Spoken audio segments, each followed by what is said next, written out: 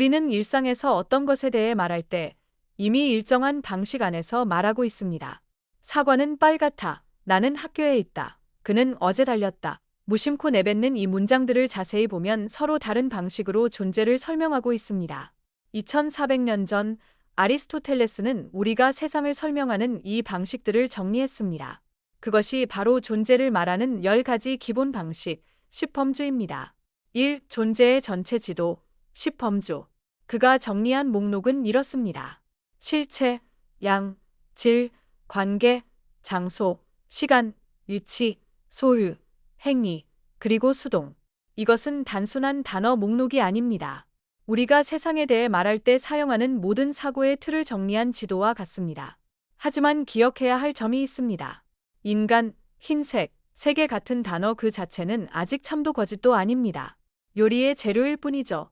이 재료들이 주어와 수어로 결합될 때 비로소 우리의 판단이 시작됩니다. 아리스토텔레스는 이제 이 10가지 지도 중에서 가장 중요한 주인공을 무대 중심에 세웁니다. 그것이 바로 실체입니다. 이 제1실체와 제2실체. 아리스토텔레스는 실체를 두 가지로 나눕니다. 먼저 제1실체입니다. 이것은 지금 내 눈앞에 있는 소크라테스처럼 실제로 존재하는 구체적인 한 사람입니다. 존재의 가장 기본 단위이자 다른 것에 대해 이 소크라테스라는 단어가 수어로 사용되지 않으며 다른 것 안에 들어있는 성질도 아닌 독립적인 존재죠. 반면 제2실체는 종과 류 개념이며 인간은 종이고 동물은 유라고 설정합니다. 이들은 개별자를 설명해주는 보편 개념이죠. 흥미로운 건 제2실체 안에서도 위계가 있다는 점입니다. 동물보다는 인간이라는 표현이 개별자를 더 정확하게 설명하기 때문에 더 실체적이라고 봅니다. 즉, 규정이 더 구체적일수록 설명력은 높아지고 존재의 본질에 더 가까워진다는 뜻입니다. 3. 실체를 판별하는 4가지 기준. 그렇다면 무엇을 실체라고 부를 수 있을까요? 아리스토텔레스는 4가지 특징을 제시합니다. 첫째, 실체는 다른 것 안에 들어있지 않습니다. 오히려 다른 모든 성질이 실체에 기대어 존재합니다. 예를 들면 이 사과는 그 실체가 독립적으로 존재합니다. 그러나 빨간색은 반드시 사과나 옷, 자동차 같은 실체 안에 들어있어야만 나타날 수 있습니다. 실체는 다른 것 안에 들어있지 않다는 말은 사과라는 존재가 빨간색에 의존해서 존재하는 것이 아니라 오히려 빨간색이라는 성질이 사과라는 실체가 있어야만 존재할 수 있다는 뜻입니다. 둘째, 실체는 그 사물의 존재 자체에 정반대되는 존재, 즉 반대자를 갖지 않습니다. 인간의 반대말인 실체는 존재하지 않죠. 반대는 주로 성질 같은 범주에서 나타납니다.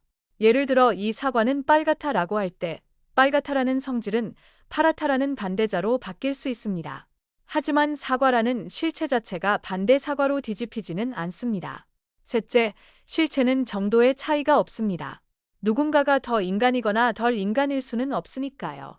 마지막으로 가장 중요한 특징, 실체는 서로 반대되는 성질을 받아들일 수 있습니다. 예를 들면 성질의 세계에서는 반대되는 두 상태가 공존할 수 없습니다. 뜨거움이라는 성질은 동시에 차가움이라는 성질을 가질 수 없습니다. 뜨거운 것은 뜨겁고 차가운 것은 차가운 것입니다. 그러나 실체는 시간이 흐름에 따라 자기 자신은 동일하게 유지하면서 정반대되는 성질들을 차례로 받아들일 수 있습니다. 어제 소크라테스는 건강했습니다. 문장에서 소크라테스라는 개별 실체는 건강함이라는 성질을 받아들입니다. 오늘 소크라테스는 아픕니다에서는 오늘 질병이라는 성질을 또 받아들입니다. 반대되는 성질을 받아들이면서 변화가 생겨납니다. 변화는 단순히 새로운 것이 생겨나는 것이 아니라 어떤 동일한 존재가 하나의 상태에서 다른 상태로 바뀌는 과정입니다. 4. 변화 속에 변하지 않는 것, 동일성. 이 마지막 특징이 바로 실체 개념의 핵심입니다. 실체는 변화를 겪으면서도 자기 자신의 동일성을 유지합니다. 만약 변화할 때마다 존재 자체가 완전히 바뀐다면 우리는 변화라는 개념 자체를 설명할 수 없을 것입니다. 변화란 언제나 무엇이 바뀌는 과정이고 그 무엇이 바로 실체이기 때문입니다. 앞에서 든 예처럼 한 사람이 어제는 건강했다가 오늘은 아플 수 있습니다. 건강과 질병은 정반대의 상태지만 그 사람은 여전히 같은 사람입니다. 결국 아리스토텔레스의 범주로는 하나의 질문에 답하고 있습니다. 무엇이 진짜로 존재의 바탕이 되는가? 그의 답은 명확합니다. 모든 변화를 견디면서도 끝까지 자신을 유지하는 것, 바로 실체입니다. AI 시대에도 이 통찰은 중요합니다. 데이터는 끊임없이 변하지만 그 변화를 해석할 기준점이 없다면 데이터는 그저 소음에 불과합니다. 세상을 이해하기 위해 바탕이 무엇인지 묻는 힘. 아리스토텔레스의 실체 개념이 오늘날에도 여전히 유효한 이유입니다.